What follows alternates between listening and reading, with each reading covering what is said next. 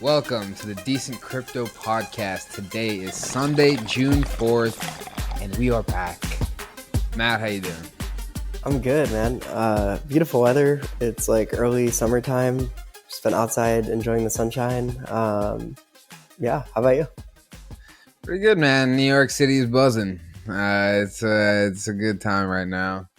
We're here to talk about Ordinals, the newest thing on Bitcoin. If you haven't heard about this yet, actually, I don't know. You're probably in the majority. I feel like most people haven't heard about this yet. Like most people I talk to loosely kind of know what this is. Maybe JPEGs on Bitcoin, but I feel like most people are really like not really up on this yet. Yeah,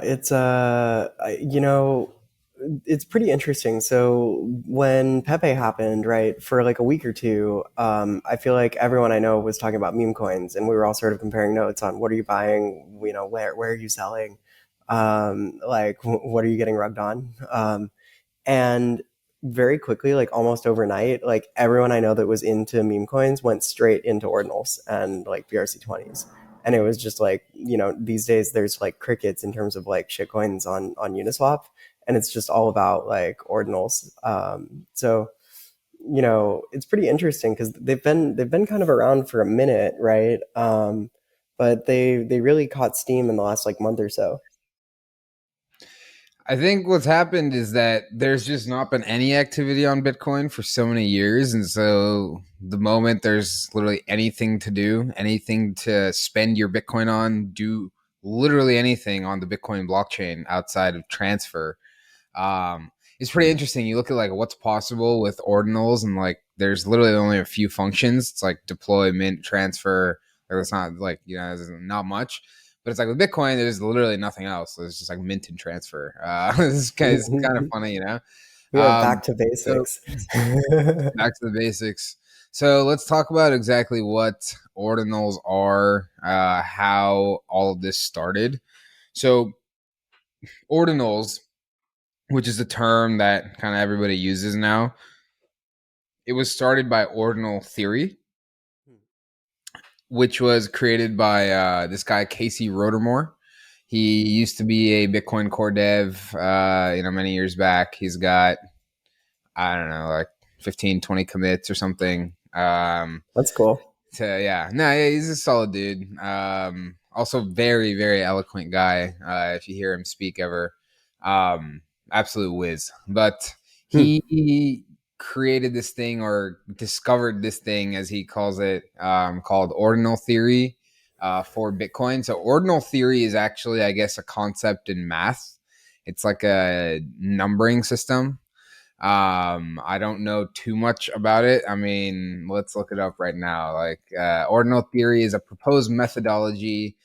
Okay, no, I guess it's just for Just for Bitcoin. Bitcoin. Just for Bitcoin. Okay, so essentially, what it is it's a numbering system for satoshis. A proposed kind of way to look at the blockchain that orders each individual unit, the smallest unit of a Bitcoin that has ever been transferred. So essentially, every Bitcoin is it's a fungible token, right? In the sense that one Bitcoin is one Bitcoin.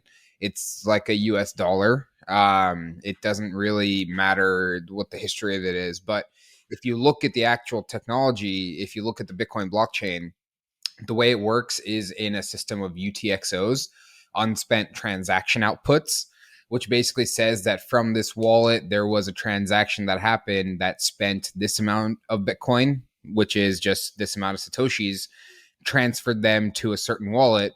And then it also has an output, which is generally like what will happen in a Bitcoin transaction. If I'm trying to send you 0.1 Bitcoin, it'll take that. If I have one Bitcoin in my wallet, it'll take the whole Bitcoin and split it into a couple different outputs. It'll give you the 0.1 and send 0.9 either back to my own wallet or a different wallet that I own. So that's kind of just like how Bitcoin works in general. But what it creates is a system of transactions that can be tracked through the history of the blockchain. And so in that sense, you can kind of number the Satoshis themselves in when they were created and when they were transferred, so that you can track the ownership of them throughout time as well. Yep. So So it's interesting, right? Because Bitcoin itself is a closed system, and you can, like new Bitcoin only comes into existence through minting, and Bitcoin cannot be, created or destroyed, right? Like yeah. there's a second principle of Bitcoin, right? And so as a result, like you can track everything on the Bitcoin blockchain, Mm-hmm. and so the first Bitcoin that was minted. It had, or I don't know what the block reward was at that point, but it has like a certain number of satoshis. And then yeah, like you were saying, like even in the Bitcoin white paper, Satoshi actually mentions, if you wanted to have slightly better privacy, what you would do is if you're sending me one Bitcoin, if you're sending me point 0.1 and you have one, you would send point 0.1 to my address and then point 0.9 to some other address that you have the keys for. Yeah. And usually best practice is to use a new address every time. Every Um, transaction, new address. Yeah. yeah, and then nobody, like I will know which address was mine, because I received the point 0.1, right? And so I'll know that the point 0.9 went to yours, but nobody else will, Yeah. right? So any like third party observer doesn't really know like which one of those is like the spend and which one of those is like the change that's left over from the transaction that you're sending to yourself. So Mm-hmm. to someone else, you could have easily been sending zero point 0.9 Bitcoin to me and zero point 0.1 to yourself, Mm-hmm. or to some other thing, right? You can usually tell because if you're sending it to say Coinbase will then send it to one of their hot wallets, and it's like easier to track. It's easy to track centralized exchanges. But outside of that, it's actually quite difficult to know like is address A yours or is address B yours? Mm-hmm. Yeah. And I think it's also important to note that all of this stuff is like base layer protocol level stuff that has been a part of Bitcoin since the very beginning, right? Like this is just a numbering system that's basically just a way of looking at the blockchain. It's not like this was a new proposal or a new kind of fork or anything like that. It's literally just a way of looking at what's already happening on the blockchain, but assigning a serial number essentially to every Satoshi in history, right? So it's just a new kind of lens at which you can view the blockchain. Right. So But it's not like in the Bitcoin like blockchain, these things are getting numbered, right? It's more like this is a system that you can use like a way of looking at the on-chain data. So mm-hmm, it's not like when you send me, zero point 0.1 Bitcoin, you're just sending me zero point 0.1 Bitcoin. It's not like you're saying send Matt, these Satoshis, Satoshis number 1, 2, 3, 4, 5, 6, 7, etc. But you can look at the Bitcoin blockchain in this way and be like, okay, like, Karan got Bitcoin from block X and mm-hmm, that had Satoshi's number, 1 million to 1,200,000 or whatever. And he's sending the first half of those to Matt. It's a way of looking at it. And, that's the first part of this that is like very social consensusy, right? 100%. Um, People have like, to agree to look at this way, or like people have to all come together to kind of look at it in the same way, right? Like it's like I don't know. It's kind of like saying like everybody's looking at the sky, right? Everybody's looking at the sky, but we've all decided to say like the sky is blue, right? Like it's kind of like that's kind of what we're saying now with ordinal theory, right? It's like every Satoshi is just a Satoshi, but if you accept ordinal theory, or I don't really know even how to describe it. It's like, do you subscribe to ordinal theory? Like it exists no matter what, right? Like I don't know. Like if you think about it, like it exists no matter what, because you can look at the history of UTXOs and you can really say like which came first, right? Like which was minted first, which was like the history of every single transaction, right? Like you may not know the ownership, but you can tell the history of the Satoshis. And even in the Bitcoin white paper, Satoshi described Bitcoin as a time chain. So I think like ordinal theory, like I think more than a theory, I think it's a system. I think it exists, right? Like whether you choose to kind of subscribe to it or not. I think the thing that's interesting is like you can basically say that this numbering system, this serialized numbering system, you can choose to not give it value. I think that's a very reasonable take, but I think like you can't really deny its existence. Does that make Yeah. Yeah, it's a little bit like, I mean, you could have ordinal theory applied to any blockchain, really, Yeah. right? Other than like privacy chains like Monero, where you can't really Mhm. track. Like it's a little bit like accounting, right? Where like in accounting, you have this inventory of things, and say you're buying and selling widgets. Like you buy a widget, you add it to your inventory. Now you have 20. You had 20 before, now you have 21 widgets, and then you sell one. Are you looking at it like first in, first out, or are you looking at it like last in, first out, in Yeah. for accounting purposes, right? Mhm. And that's exactly the same thing that's going on here. Is it's a way of like describing the things that happened, but it's not like widget. Like if your widgets don't have serial numbers, they're fungible, right? Yeah. Um, and what I'm getting at is that like the serial numbers themselves are not like referred to in the Bitcoin core protocol, Yeah. right? But you can inarguably say like so block numbers are serial numbers in the Bitcoin core protocol, Mhm. right? Mhm. But you could have sub blocks, right? Where you look at like every other transaction, let's call it, is a little sub block, right? Or every two transactions or something, right? You can fully describe the full blockchain that way and be like, this, one block has 100 transactions, so that's 50 sub blocks. Those are sub blocks 1 through 50, and then the next block can describe those as sub blocks 51 through 100 or whatever. And like those like inarguably they exist, or like they are a valid way of describing the Bitcoin blockchain, as long as there's even numbers of transactions in each block. But Mhm. uh, but there's nothing in Bitcoin in the core protocol at all that describes like subblocks, this thing that I just made up, right? But if for some reason I ascribe value to subblocks that have like prime numbers, and you also do that, then we can look at the chain and collectively say, okay, yes, this transaction has value, this one doesn't, or something. And it's like everything in crypto is like a lot of social consensus, right? And so this is very much a social consensus, like on Yeah. top of Bitcoin. 100%. I think the value element is the part that like really you have to like understand is like that's 100% social consensus. I think in the end all this is a numbering system, right? So there's two parts to it.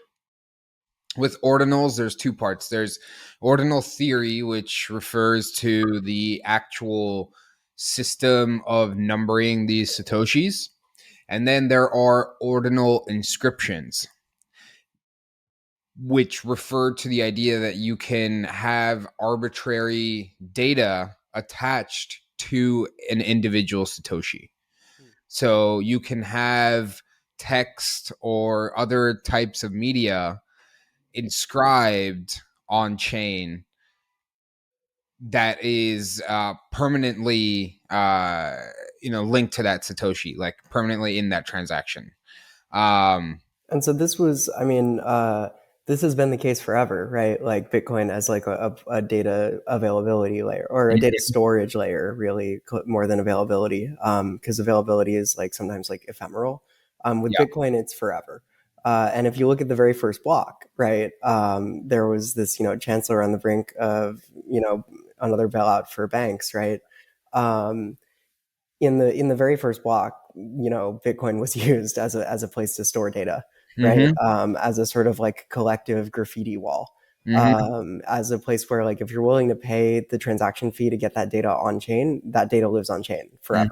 Hmm. Hmm. And to me, there's something very powerful about that, right? Because uh, in Web 2, like when you post data to a server or something, like it doesn't live forever, right? Hmm. It lives until you stop paying your AWS bill. right?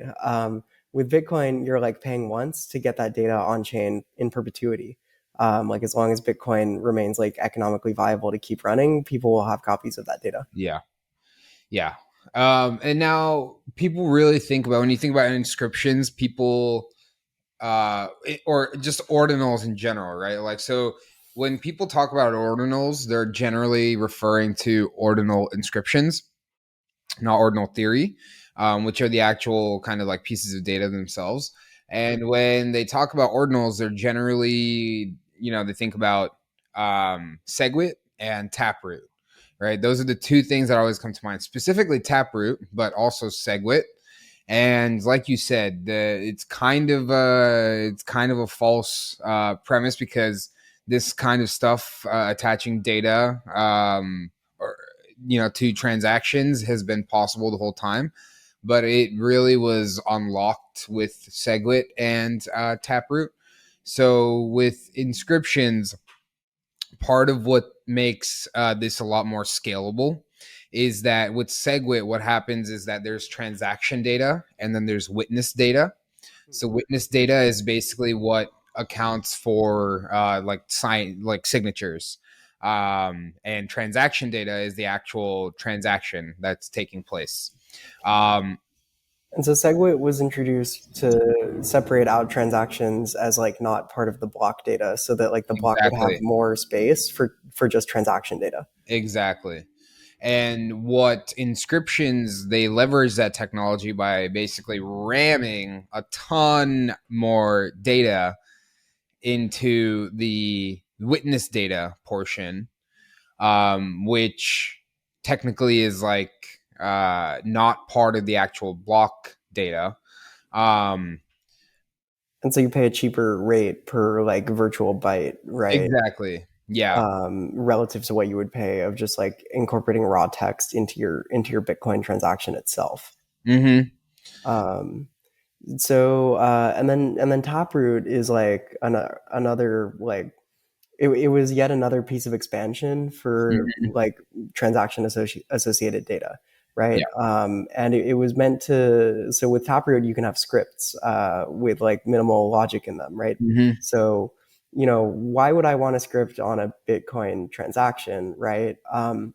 Well, it's because in order to spend the like unspent transaction output from that transaction, and so so the balance is sitting in like a transaction is, Bitcoin in, Bitcoin out, right? And so the Bitcoin out, like, if I wanted to spend that, um, I could set up like a segue, or sorry, like a Taproot script where I have like different branches of logic. So, for example, uh, I like a multi-sig, right? It might be an interesting one to look at.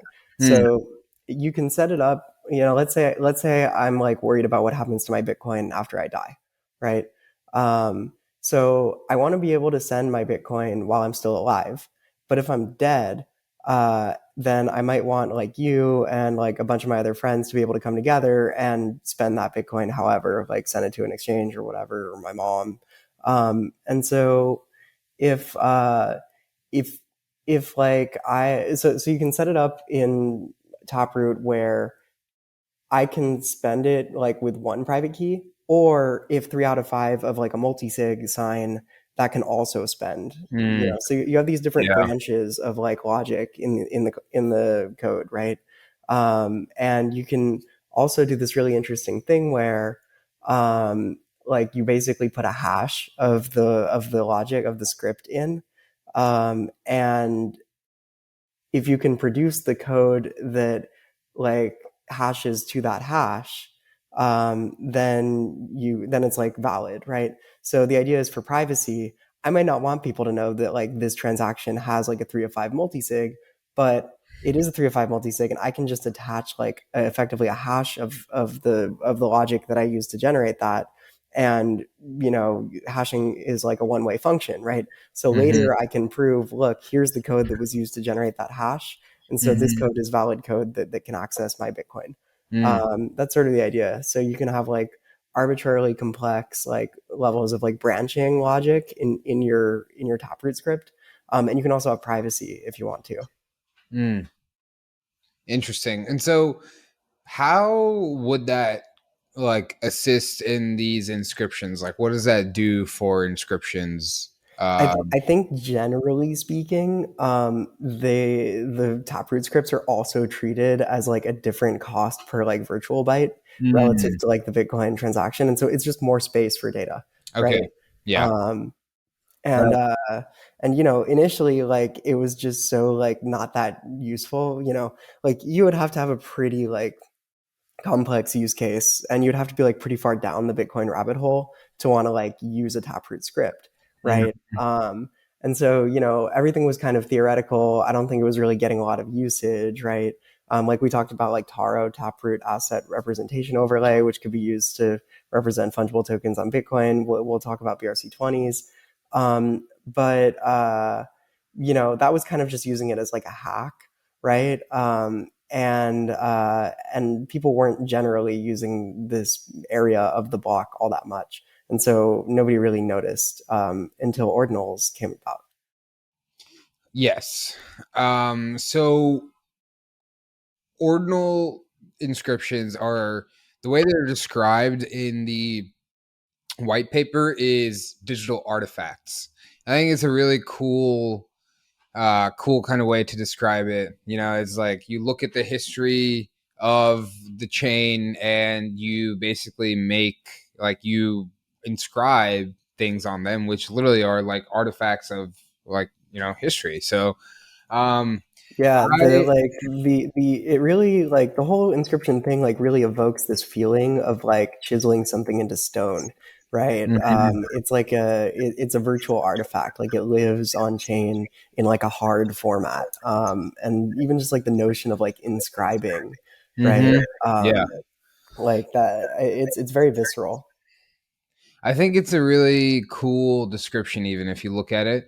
So I'll just read it real quick. For a thing to be a digital artifact, it must be like that coin of yours. It describes like what really represents ownership. Digital artifacts can have owners. A number is not a digital artifact because nobody can own it.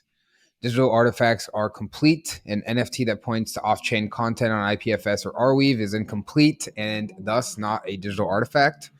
Digital artifacts are permissionless. An NFT which cannot be sold without paying a royalty is not permissionless and thus not a digital artifact. Digital artifacts are uncensorable. Perhaps you can change a database entry on a centralized ledger today, but maybe not tomorrow, and thus one cannot be a digital artifact. Digital artifacts are immutable. An NFT with an upgrade key is not a digital artifact. The definition of a digital artifact is intended to reflect what NFT should be, sometimes are, and what inscription always are by their very nature. So kind of I like very at a high level highlights like what kind of this represents. It's I mean, this is basically kind just of like shots fired, right? On very like much. ERC 721s, where like, I would recommend if anyone listening doesn't really know about that standard, we did like a really big deep dive on it that was like super solid. Um, but with ERC 721s, a lot of times like the actual like image is not on chain, Yeah, right? I Because it mean would be like all the time. prohibitively expensive. Yeah. You could do it with like generative art. You can put the script that was used to generate the data or generate the image on chain. But with like non-generative art, especially, like most of the time people just point to IPFS or they point to like sometimes it's even worse. Sometimes it's just like an AWS server, right? And um, and so with inscriptions, you're actually putting the data on chain, which is meaningfully harder, right? In terms of like hard currency. Yeah. And I think that like what it does is it creates this ecosystem where like all you need to know in order to like come to the same conclusion as someone else looking at the chain, all you need to know is the data that's on chain. So I'll give you an example, right? Let's say you mint an NFT, right? And it's I don't know, some JPEG, right? Hmm. Um, well, on Ethereum with a 721, right? You can point the NFT to the like website where that JPEG is hosted, and then I can come in and I can point it. I can copy that JPEG, deploy it to another server, and mint an NFT that points to the exact same image, right? It's so the image data is the same, but it's on two different servers. And so the only way to know, so if I were to come to you and say, if we were to go to a third party and be like, hey, who owns this JPEG, right? There's no way for that third party to know just from the on-chain data who minted it first, right? And in fact, there's no way to know like just from the on-chain data what, and like what image data is represented by most NFTs, if not all NFTs, right? And so the like think about it like this: like you have a Bored Ape, right? And I have an NFT on Tezos or something that points to the same image or the same URL. Those chains don't Mm-hmm. talk to each other, so it's all like social consensus. It's like my ownership on Tezos is like not social consensus to be worth anything. Your ownership on Ethereum is social consensus to be worth something. But at the same time, like if the Yuga Labs like server goes down, you can't actually access that Yeah. image file directly. Yeah. And also, there's no way of knowing what it was. It's like not recoverable, Yeah. right? And then also just from the on-chain data, like there's not even a hash. There's no fingerprinting of like what that image is. Mm. So with Bitcoin, with Ordinals, right, you can look at the on-chain data and know for a fact that this data, the first time it, let's say being first like provides like provenance, right? Um, the first time that this data went on the Bitcoin blockchain, it was in a transaction that you caused, right? Like that you were the first one to mint this exact blob of data. Mm-hmm. Um, and I think that notion of it all being on chain makes it like a much more like valuable, theoretically asset, right? Mm-hmm. It's not just about having the data on chain, and so it's infinitely like recoverable. It never goes away. That's meaningful too, but it's this other notion of like all of the data is on chain. So you can create like the full history of events, and you can know that like, let's say you post some image file to Bitcoin, like in an ordinal transaction, right? Like you mint an ordinal, and then I mint one that has the exact same JPEG data. Anybody looking at the chain can be like, yeah, Matt went second, right? Like that's not Yeah. the real one. Yeah. And so I just think I think that's powerful, right? The on-chain completeness of the system.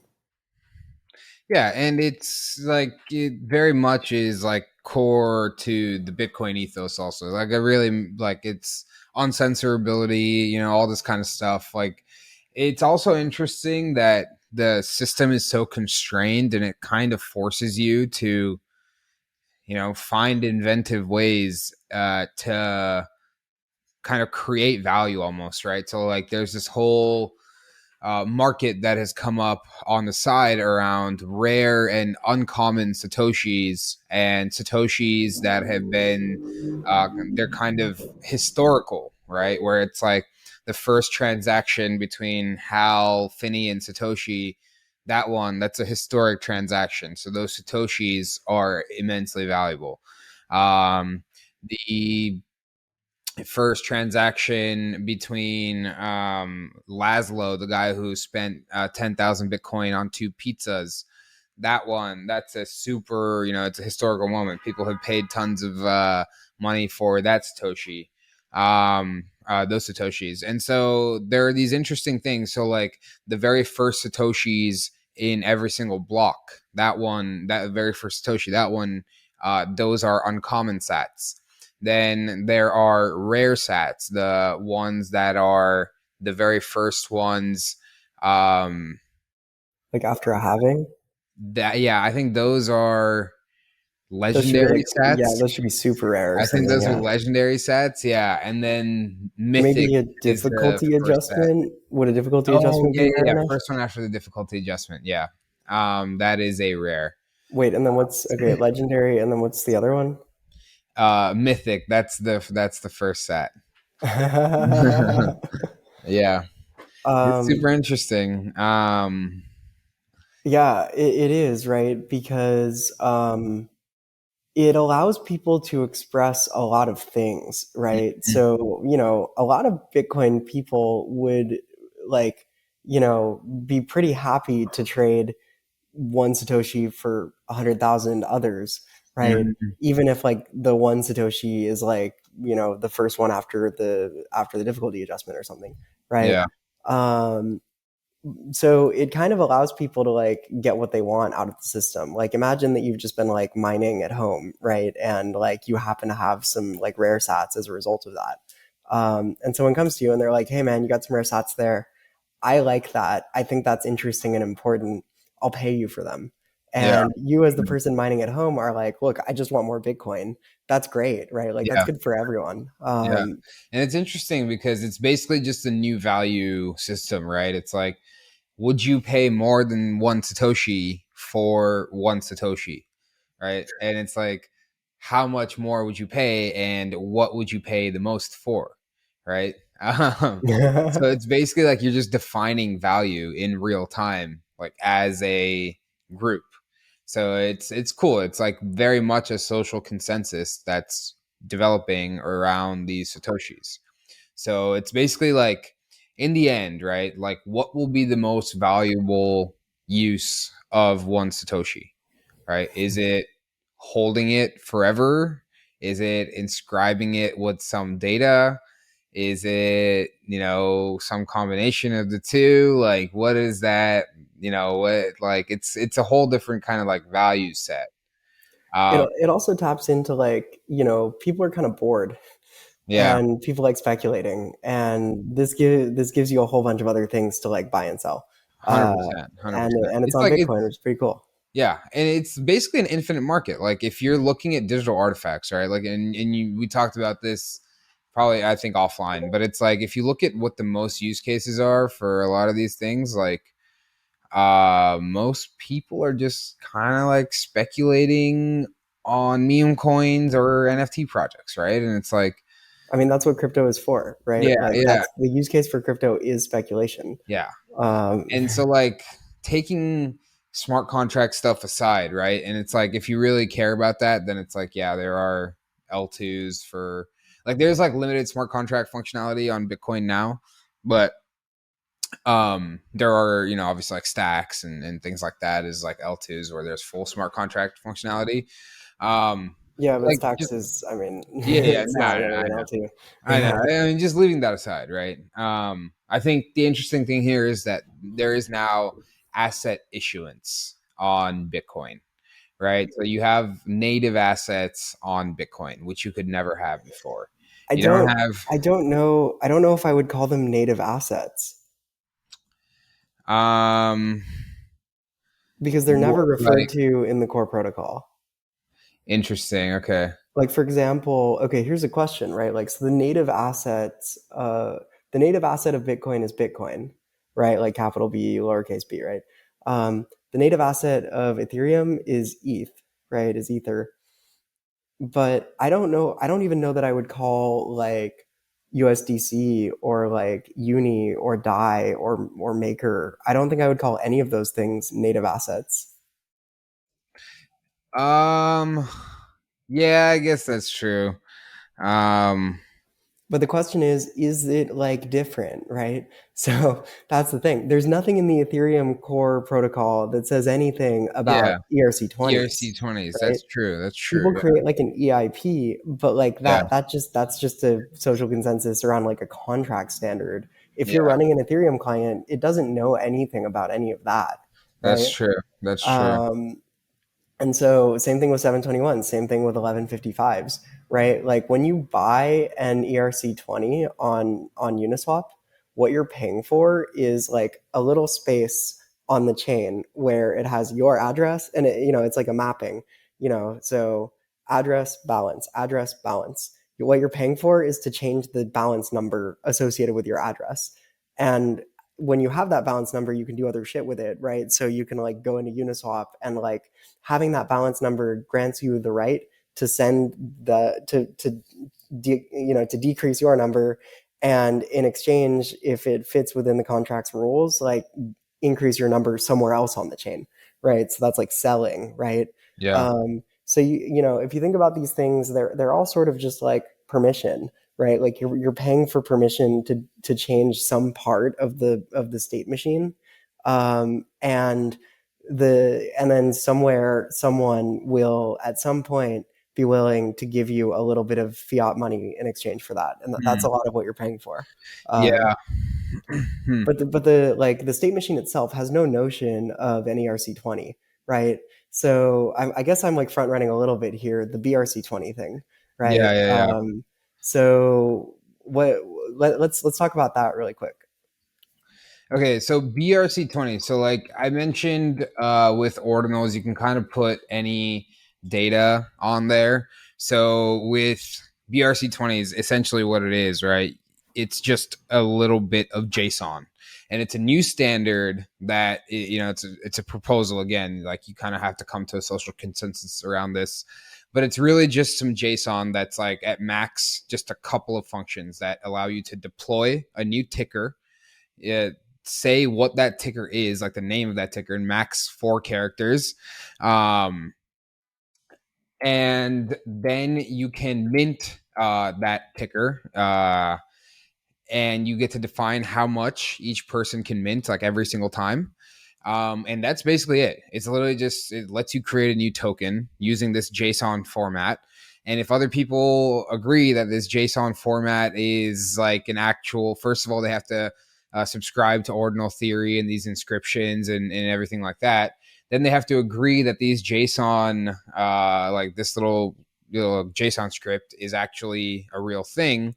And then maybe they will give you more satoshis for 1 satoshi than it costs you to mint that thing. So essentially what it is, it's a way to create new tokens using this ordinal standard. That's all just built on a couple of lines of JSON. So, okay, so can we go through like transaction by transaction? So, let's say you have like you want to deploy a new ordinal. What ticker should we use? Well, let's The very first one was Ordi. That was the okay. test one.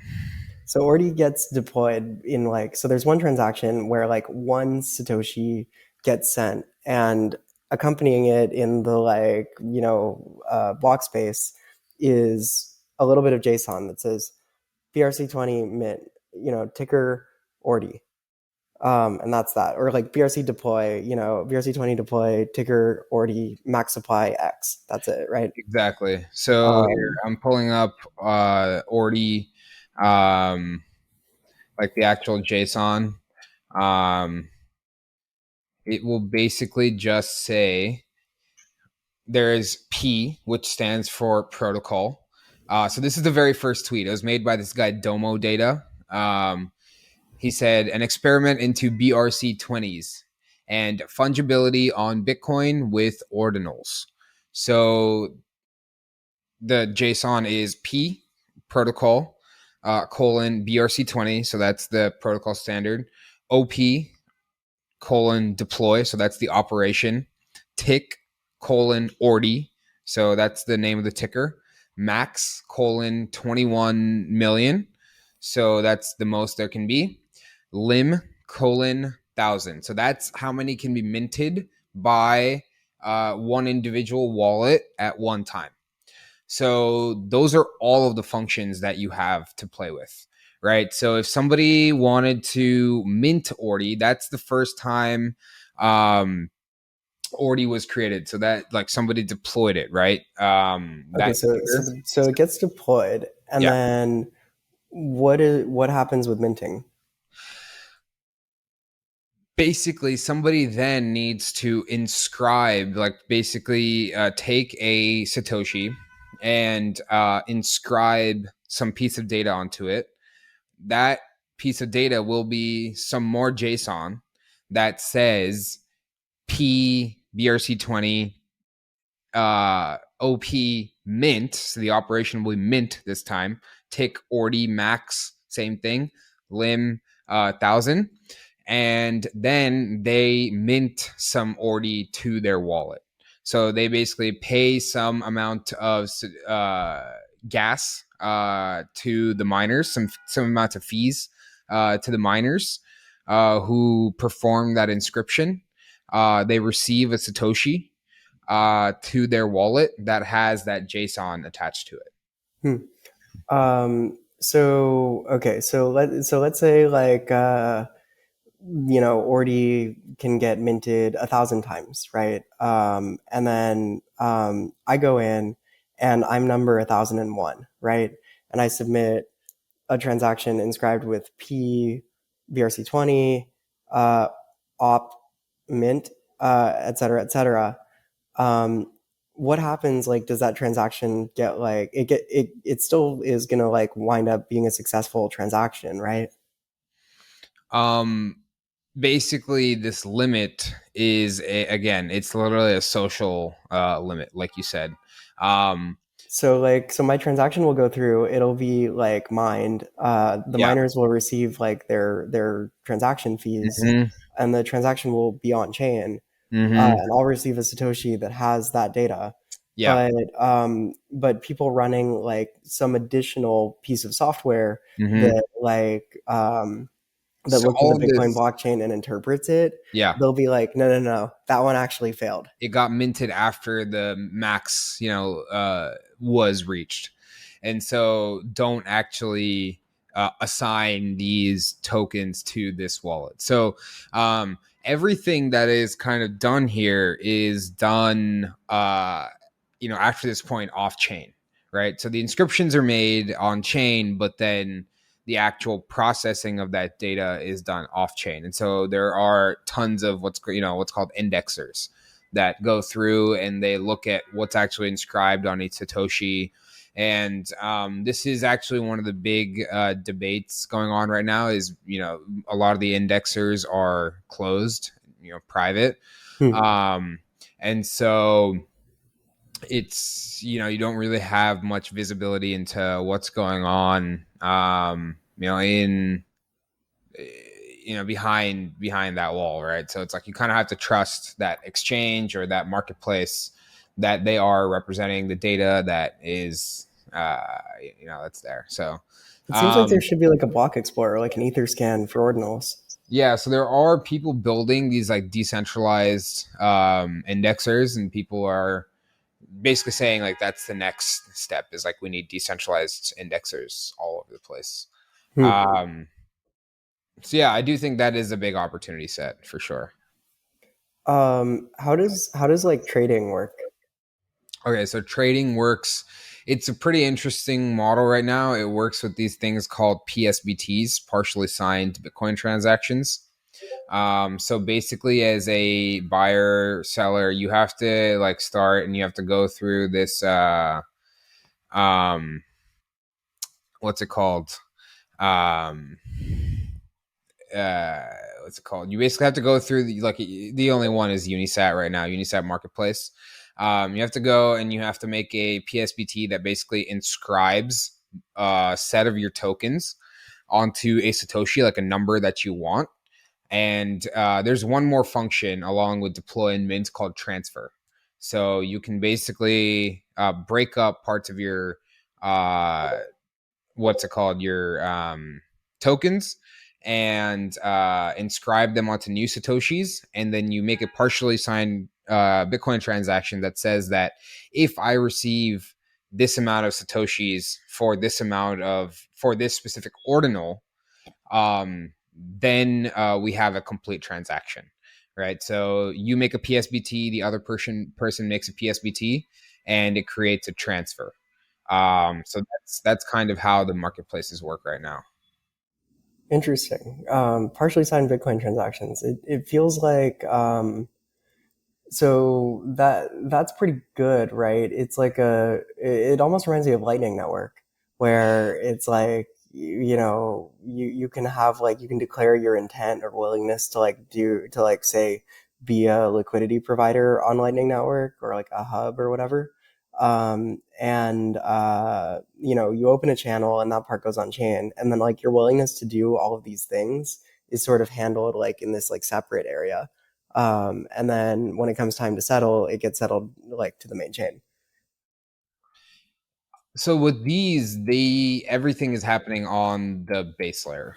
Yeah, yeah. You But it's like, you yeah, you know what I mean? Like if you like list like an ordinal NFT for sale for some Mhm. number of sats, and you partially sign that, right, or you sign that part of it.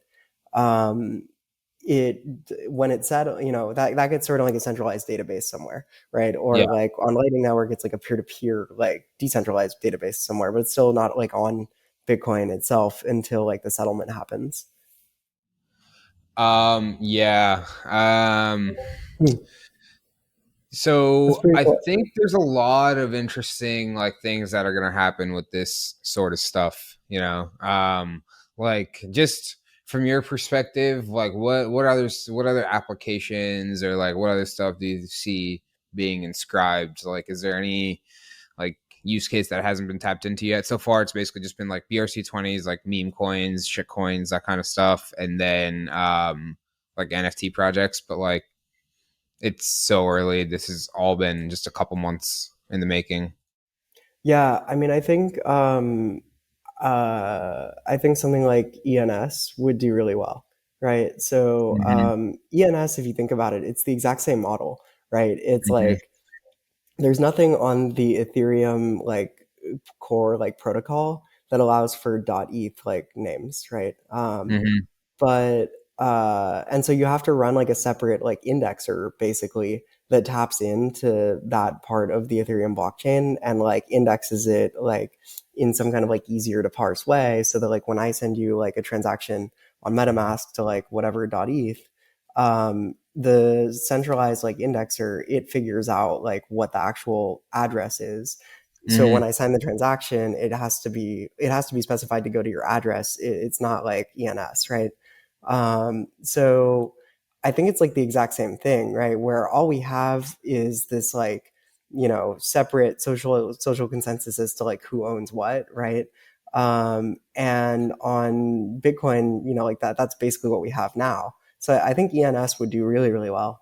Um, So there's a couple standards already. There's the dot sats standard. That's kind of the one that everybody's coming around is like dot sats. dot Um, sats. Where do I yeah. get one of these? It's you can do it on it's the very very simple. You can do it on Unisat. You just inscribe a dot sats name, same as like any other inscription.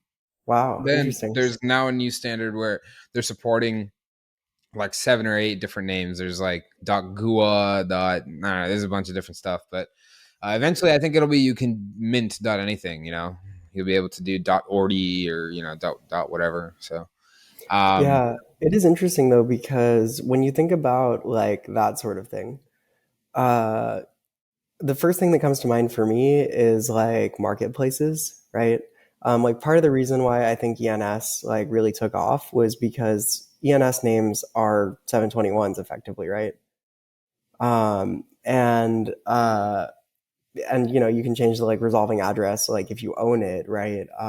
But they are effectively 721s, and that's really yeah, good because when you go to like OpenSea or Blur or whatever, wherever you trade your ERC 721s, like you can also trade those.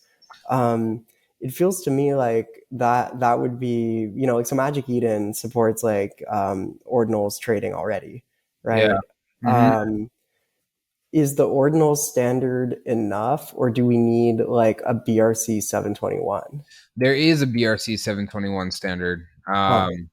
So I think that people will experiment with these different standards. I think the ordinal standard is probably enough for most use cases, but there will be others that come and get adopted. There is one called BRC-30, created by OKX, which lets you have like staking and things like that. Are we gonna get like an Uh, ohm fork on Bitcoin? there are ohm forks Wait, on what? Bitcoin. Yeah. Oh, yeah, yeah, yeah. It's like BYLD, I think, is one of the ohm forks. Uh, uh, yeah. Dude, we're speed running it, right? Like the whole, like we're already up to like DeFi 2.0. It's going so fast, I cannot keep up. It's quite interesting. Um, yeah, I don't know. Like, I think that the biggest thing is that it's definitely a different system, right? Than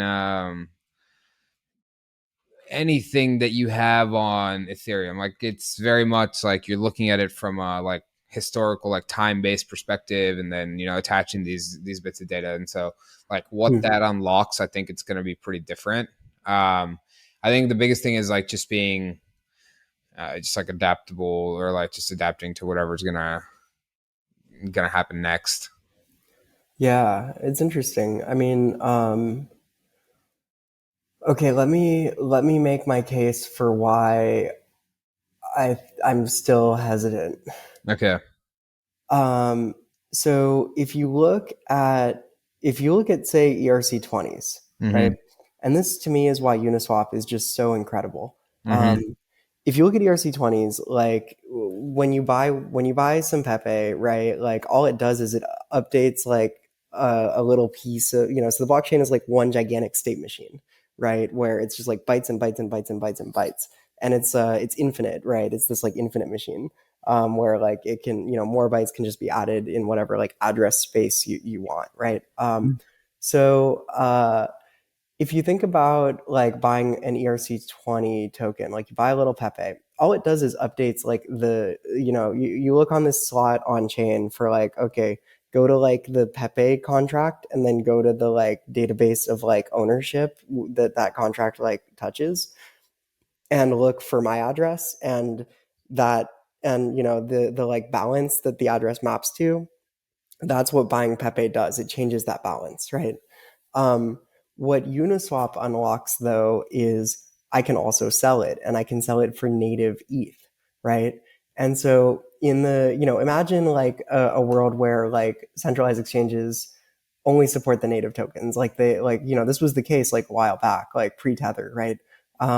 Like uh, if a centralized exchange is only going to support the native asset, then you need a way of like having an on-chain verifiable like mechanism for transferring and for selling anything else, right? If you're going to have more assets, you need a way for that asset to be swappable for the native one, right? Yeah. Um, and that exists on Ethereum, but with ordinals, that's not possible, right? Like, do you see what I mean? Why is it not possible? The like the well, I guess what I'm getting at, right, is with ordinals, there's this like extra jump of like you have to believe in a thing to like, and you're sending some Bitcoin, and then the rest of whatever happens isn't happening really on chain. It's not being interpreted by Bitcoin, right? Mm-hmm. Mm-hmm.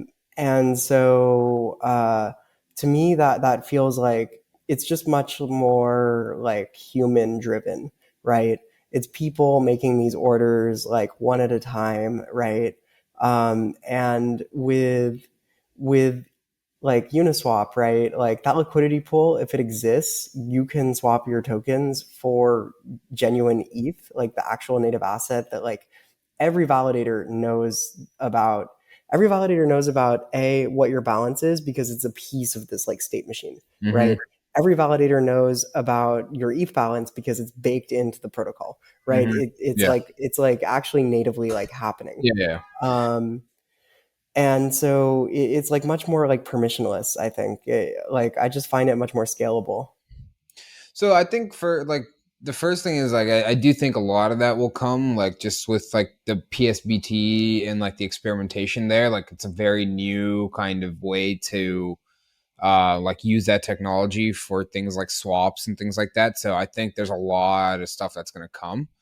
But moreover, I think that a lot of this just comes down to the like social consensus again of centralized exchanges too.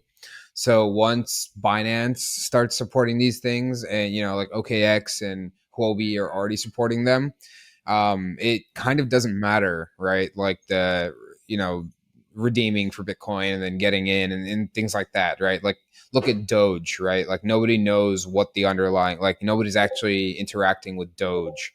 It's all just they're punting on Binance or whatever, like the best exchange to get leverage. And Doge is still the biggest meme coin, right? It's still like $10 billion market cap. So I Hmm. think once Binance adopts, I think it kind of doesn't matter.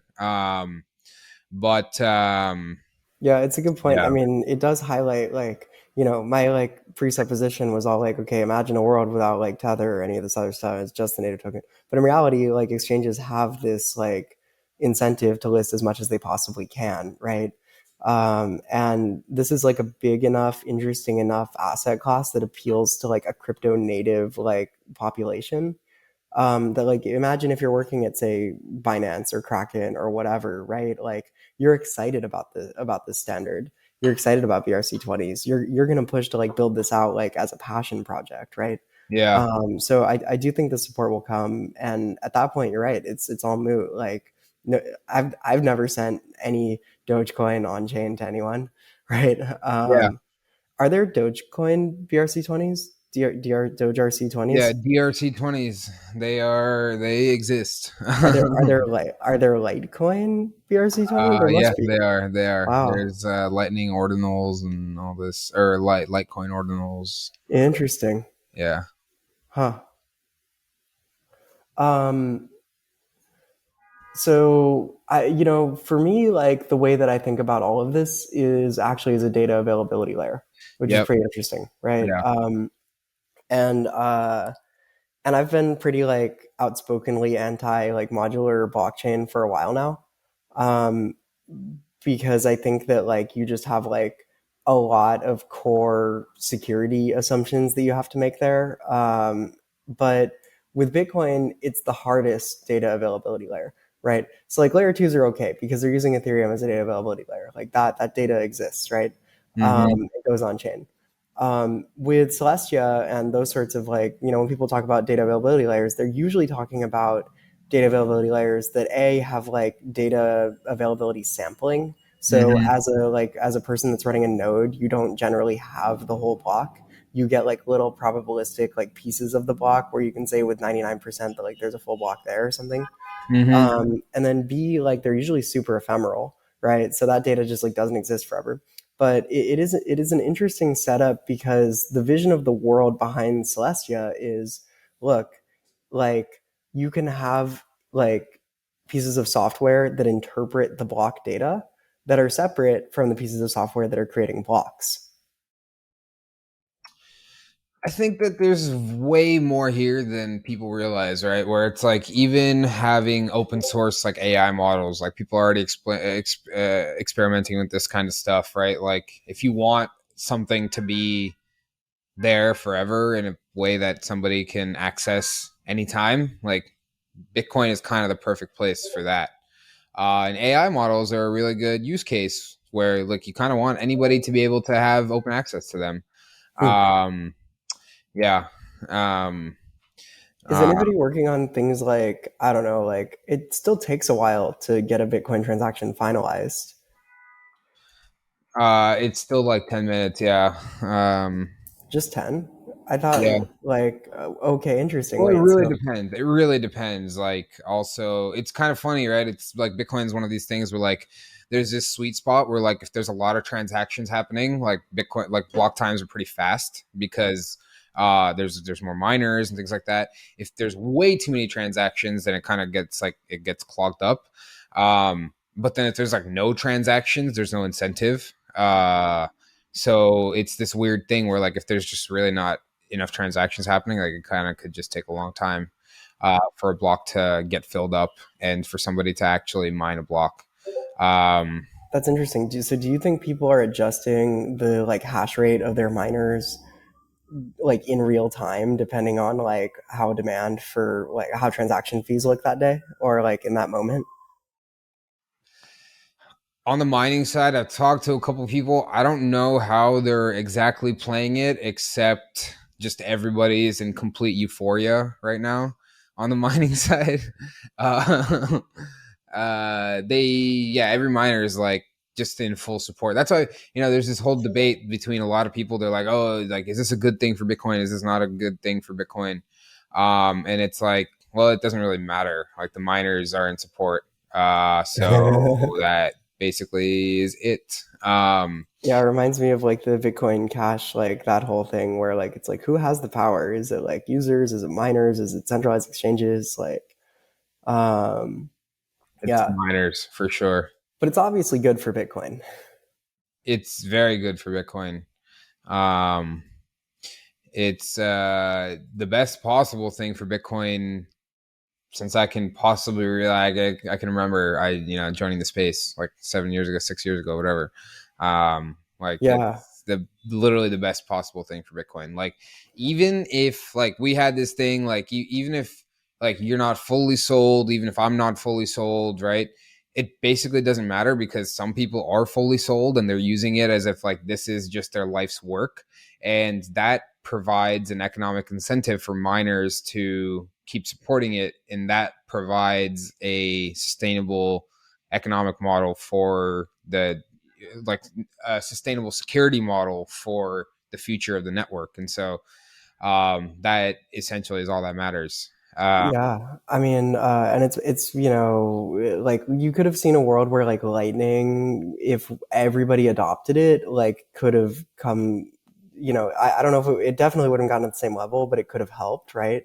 But with this, it's like a huge. It's orders of magnitude more important Mm-hmm. because you have sustained block demand, whereas like with Lightning, maybe at some point everybody just would make a Lightning channel and like all you ever do is like make a channel and then close the channel every once in a while, right? But if centralized Mm-hmm. exchanges started to support Lightning, then like Mm-hmm. there really wouldn't be much like block space demand for like Bitcoin layer one. Mm-hmm. um, with ordinals, it actually does give like a really sustainable long-term economic model. Mm-hmm. And we were worried about this stuff like for the last couple of years, right? Like Years Bitcoin and fees were years. so low. And now you can see like a really clear path toward like long-term sustainable economics for Bitcoin. I have not been excited just to be in like playing around the Bitcoin space, like literally since I can remember. Uh, yeah, Yeah, it's a good scene. that's cool. Yeah. Anything else? No, I think we covered this. I think if things go the way they're going, we'll probably touch on this stuff again. There's definitely more to talk about. Yeah. How do you keep up with like what's going on in ordinals? Like, do you just follow the right people on Twitter? Like, Yeah, there's some good people to follow. There's a couple. The space is actually quite small, so if you start following just a couple of the right people, like you'll just see the same faces over and over. There are a couple decent like roundup kind of newsletter kind of things. Like, but it's small. I don't know. If you search for this stuff every day, like just literally just search ordinals on Twitter every day, you'll find some good stuff. Yeah. All right. Well, this has been the Decent Crypto Podcast, everybody. Hope you got ordinal pilled. We'll be back next week touching on everything that happened. Have a good weekend, everybody. Until next time, stay decent.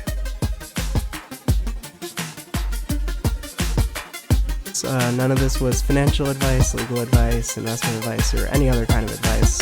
If you're looking for advice, you are definitely in the wrong place. Until next time, stay decent.